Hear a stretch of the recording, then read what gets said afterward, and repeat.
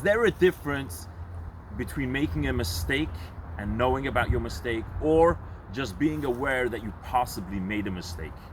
Let's take an example. If a person is driving and he suddenly realized he's going over the speed limit, or if a person was driving fast but he never looked at his speedometer, so he's not 100% sure that he actually went over the speed limit.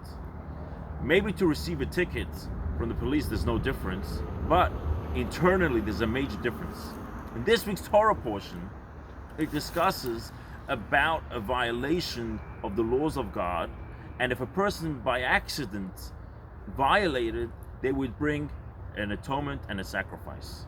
Yet if a person was possible that he violated, but he's not 100% sure, his atonement and sacrifice would be even more expensive. Why?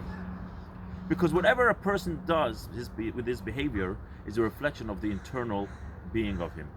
When a person knows he's done a mistake, it means internally he knows there's good and there's bad. He's not perfect, but when he does wrong, he knows to correct it. But when a person's behavior is that he's not even sure if he's done wrong, it means internally the difference between good and bad is so not connected to him, and that's why he's so vulnerable to not even know if he's doing good or bad. And therefore, in order for a person to, in that position, to become greater and more connected to God, he's got to invest more time in his connection, and therefore his sacrifice atonement is also a greater one. May we all be successful in growing our connection and feeling for God, and knowing the good and bad, and always choosing the right.